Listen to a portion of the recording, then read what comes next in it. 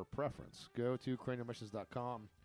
Listen to the show there because we have that interactive map that notes where you listen from around the world. We teased before the break. How much money do you guys think that you could actually make if you were panhandling in New York? Well, this one bum in New York City, I don't know if bum is now the appropriate word. Maybe there's a more PC term. I think it's homedly challenged. Homedly? I'm just going with the challenge thing, and he doesn't have a house, so house challenged, Shelter challenged. just house challenge. How about sounds like something on the do yourself network. How about residentially challenged? Yeah, I like that. That's good. Or residentially misplaced. There you go. Yeah. Okay, well, this Or residentially undocumented. This residentially undocumented and misplaced gentleman claims outside of the Grand Central Terminal in New York that he can rake in up to $200 an hour from kind-hearted New Yorkers. As a 43-year-old, this is going to be a big shock to you, but a 43-year-old former theater stagehand. Wow. Is only one of a legion of beggars in the city that claims that they can haul in big bucks doing nothing but sitting on the sidewalk with their hands out. He is quoted as saying on a Friday morning he can make $400 in 2 hours. This is Will Anderson who stands there with his 9-year-old dog. Well, he's got a good scam, man, and I think that's what he actually is doing. So let's be honest. It's not called panhandling. It's called scamming people. And it's good to see that he's put that liberal arts degree to use. I disagree with you. I don't think – first of all, I agree with you that he is putting the liberal arts degree to use because that is the only use. But I will say that I wouldn't call it a scam. I would just call him standing there being lazy and asking for money, and people are giving it to him. He's not scamming them about anything. He's not making a promise that they're going to benefit. They're just giving him money. But he's making a promise that he's poor. No, he's not. Making $400. Well, all he says is, "Can you spare any change?" Jealous? Look at that nice leather jacket he's got on. I mean, that's like a $300 leather jacket he's wearing. Dude, he hasn't run into me a bunch. Or I guess Well, this is in New York. Well, this says it's kind-hearted New Yorkers. I bet these people that are giving him money are probably tourists. He's outside of Grand Central. Okay. Yeah, he says that there are several people that give him $5 a day, 5 days a week, every week. Wow. Now let me ask you, what's he doing? Sorry. Yeah, he's not a punk down there, is he? He's not checking Where's out the the bathroom zipper stalls. sound? Yeah. Now, a lot of these guys, and I'm not surprised by this, $5. but a lot of these guys actually, these bums actually have homes. And the police commissioner, Bill Bratton, has actually gone on record as saying, look, if you want these people to go away, then just stop giving them money. Yeah. Yeah, they said that about immigrants here in Florida. And then we keep growing strawberries. But I mean, he makes a good point. Listen, if you're going to sit out, if people are dumb enough to give you money every time you ask for them, why would you stop asking? Absolutely. I mean, you're not ever going to teach anybody a lesson. You're like, hey, you need to get a good job. And he looks like he's, what is he? He can't be more than like 20-something, right? He's older than that. This guy's 43 years old. Oh, he's 43? Yeah.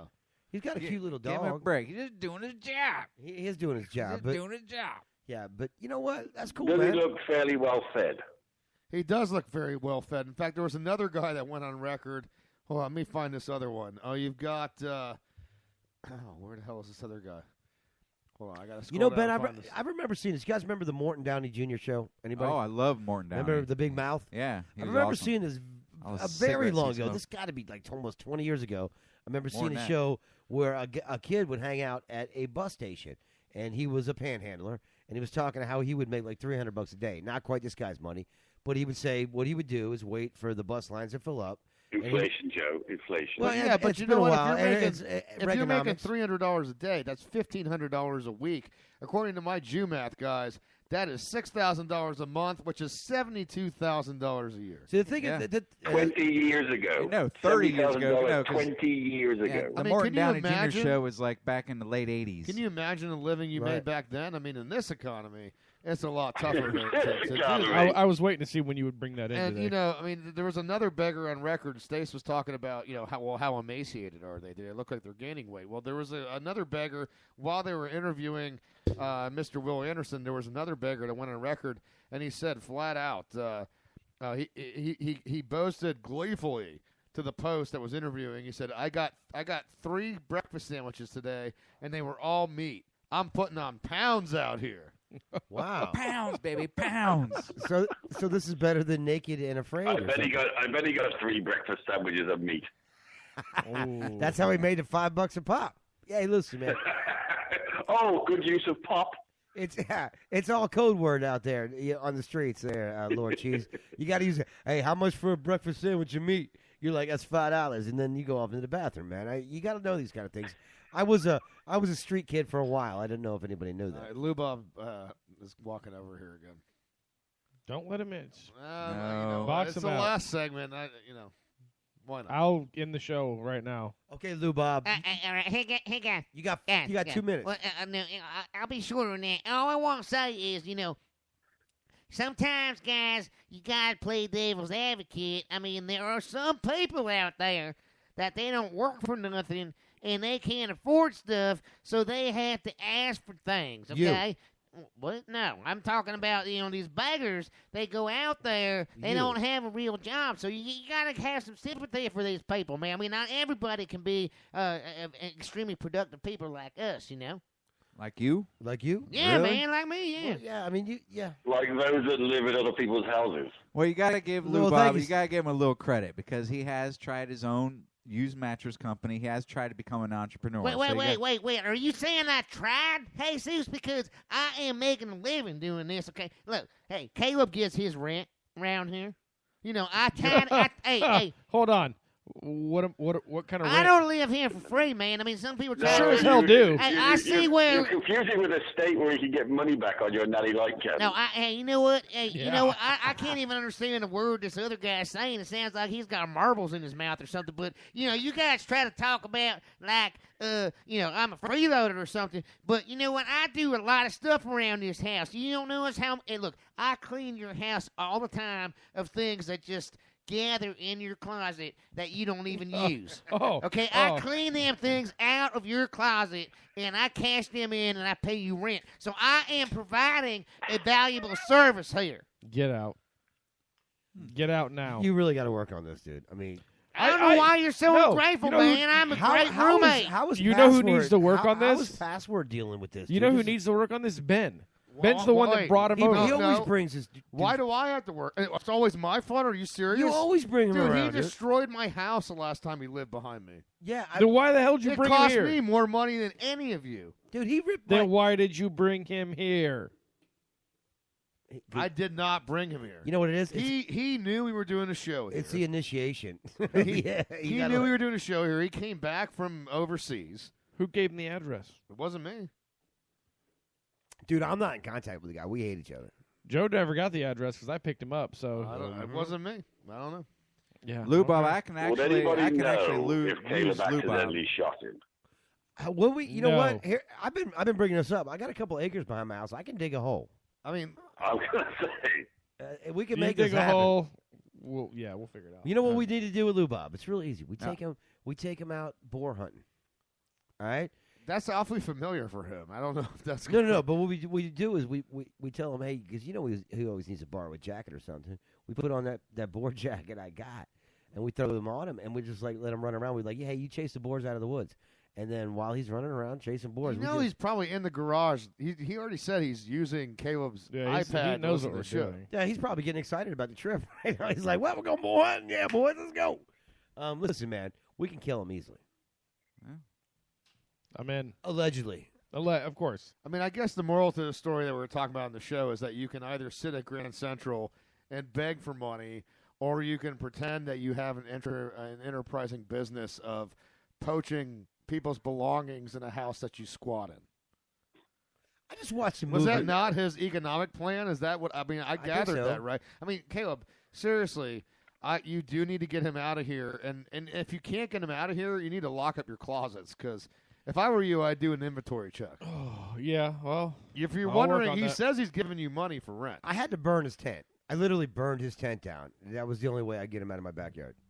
He's in the house. I Well, can't get him out of the house. What's the mindset of the individual that's giving this person $25 a week every week? Oh, you're talking about on the bum side? I mean, you got to figure. Look, if you're in New York, Manhattan. Look, you're living in Manhattan. You're in the Grand Central area. A lot of these guys are making crazy money. Yeah, I mean, you $5 is nothing. That's like yeah, a quarter. those are the people that don't give anything to anybody. Yeah, right. So what you're talking about here is somebody who is a receptionist at somewhere in Manhattan. Stacy, not who is still everybody's making a like decent that. living, Not but giving everybody's like that. $25 a week. Well, you're talking about. He said there's like 3 or 4 people that do that, but still, you add that up, you're talking about right there, $75, $100 a week just from those. He 3 said people. one guy gave him $80 one time. Yeah. He says he's making $200 an hour. I'm kind of messed up about this giving thing. I literally got to like see a deformity. Like I hear like, hey, can you loan me some money? I look over to see like a hand missing. I'm like, oh shit, yeah, here, have $1, dude. But I'm you sorry. know what? I mean, look. But like, if you look like a normal kid and all you look like is you have a drug problem, which is probably with this guy and the guy I saw born down to Junior, because you're making $300, $400 a week. If you, I mean, he's in New York. A day is what they're Well, I'm talking saying, about. well, go It's to not a week. right, It's a day. Even then, a day. Go to Wall Street is what I'm saying, and invest it. You'll be done in a week or a year and a half. But You I should mean, be out we're of that. talking about. I mean, Lord Cheese. Look, you want to cast aspersions on this, but meanwhile, you are from the Commonwealth, which did create the system of living on the dole, did they not? True. Okay, so But that only that's lasts so legislated bummery. That's legislated vagrancy, if you will, because you basically have people that are paying rent, doing nothing for a living, and getting paid by the government. Sort of. Sort of. Can you expand on that? Well, yeah, they have to go on any job interview that they give them. They have to show documentary evidence, and the person that gives them the interview, if they say they failed the interview on purpose, their dole is instantly stopped. Okay. So long as you're actively seeking work and you're going on job interviews, the government will give you enough money to survive. But I see nothing wrong with that. So what about the guy who was living on the dole, who had the all the bird tattoos and all that crap on? Thank you, because he'd been doing it forever. As soon as Stace said that was exactly the same guy I was thinking. So are you allowed to then He's disform probably yourself? working on the side to get most of his money. Dole only lasts 12 months anyway, So is he? Can you deform yourself enough to where no one will want to be seen with you, so where you can get out of having to get a job? Yes, if you're willing to go down that path, yes. If the reason that you're not getting a job is because you are a deformed idiot, then they're still going to give you money. Well, I'm sure there's just like any system like that where the government runs. There's a bunch of people It doesn't work. not working it correctly. But from what it sounds like, it sounds like England actually has a better system than the U.S. because we don't make our people do that. Yeah. We don't send them out on jobs. We're like, hey, go find a couple of. No, actually, And with the dole is unemployment, you do unemployment. have to prove. No, that but you don't interviewed. have to on the welfare. Shit, all you got to do on welfare is get it once and be like, just keep on doing what you're doing right there, and just keep convincing people. Shit, man! I'm gonna quit my job. I'm gonna get a tattoo of Stacy on my forehead. Are you really? Yeah, Wow. I'm gonna be good. That will Why don't you definitely. have a big penis on your forehead? Wow. That will definitely. Lord cheese. Yeah, if you want a big uncircumcised penis on your forehead, that will definitely. That people may mistake for an anteater. You will be unhireable at that point. That is true. Yes. Holy moly, you got a sweater on your head. What's that? No. They will It's a imply. turtleneck. It's a turtleneck. It will automatically imply that you will quite possibly suck at your job. Yeah. This reminds But me. you can make $5. Hey, look Well. it. You can make $5 if you got a dog and a monkey and a leather jacket on the streets of New York. That's all you need. Surely a monk is at least 10. Yeah, exactly. Show your monkey to your dog, and I don't know, man. That whole thing's. Listen, man, get a job. Well, guys, we're talking about we're talking about some easy ways to make money, but look, in life, obviously you try to succeed as much as you can. I mean, Lubov's clearly a huge demonstration of that phenomena, but it's like you try to get ahead, you try to make as much money as you can, you try to enjoy life, but sooner or later, you gotta punch out. You know, you gotta put the time card in, you gotta punch out in life.